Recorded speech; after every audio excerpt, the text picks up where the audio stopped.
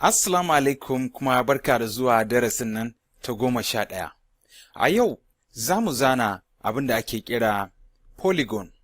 Wato polygon tana nan wato siffa ce wanda ta fara daga dungu uku zuwa sama, wanda za mu yi magana a kai yanzu. Idan muka dubi fuskar na'urar tamu kamar kullum, za mu zo mu sashin nan wato za mu ga polygon. Idan muka danna za mu tarar da kamar yadda muka yi a darussan da suka gabata, za mu ga yar cross sannan kuma da wannan tsiffar da take nan.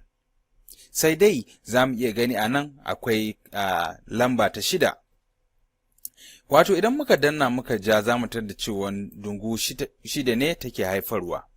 Kuma kada mu manta, kamar yadda na faɗa tun farko, idan kana so tsayi da faɗi ya kasance iri ɗaya, to za ka danna control kafin ka ja. Saboda haka idan na danna control sai na ja, zan tarar da cewa da faɗin wannan a tsiffar da tsayin iri ɗaya ce. Idan muka duba a wajen sashin ma'auni, za mu tarar da cewa da tsayin da faɗin ɗaya ne. Sai dai da shike ba asalin tsiffa mai dungu 4 ba ne ko shatale-tale, a yayin da ka sake ita jaɓar na'urar taka za ka tarar da cewa akwai 'yar ƙaramar canji da ke tsakaninsu, amma hakan bai hana a tsayi da faɗin ya zama ɗaya, wanda dai har yau ina tambaya menene ya sa Coreldraw suka yi haka, wanda idan muka binciko za mu bayyana. Idan na sake, za ka tarar da cewa tsiffar bai canza ba, amma lambar a sashin ma'auni sun canza.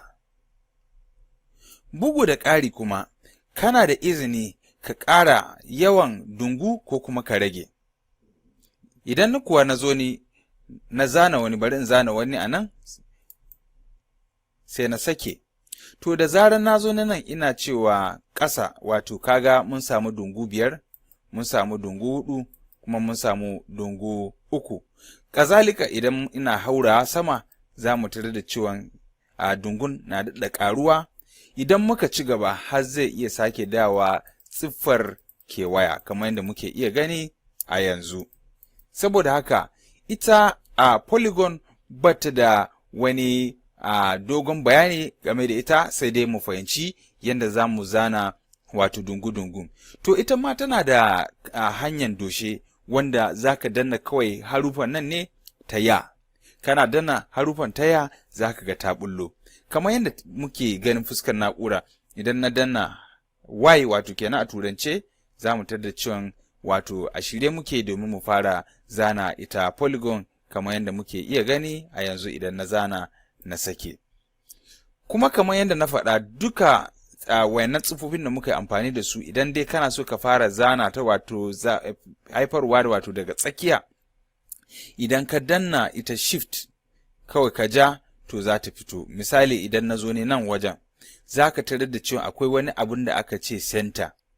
To idan na danna shift key sai na fara ja, wato za ta fito daga tsakiyar ita wannan wanda dama muke amfani da ita. Idan na sake shi kenan. To da siffa mai dungu 4 da siffar da'ira ko kuma in ce kewaya, to duk haka suke. Idan har ka danna wato daga center, to haka zai fito. Kafin mu rufe, bari mu yi waya kuma sai mu gwada da ita wannan ellipse ɗin.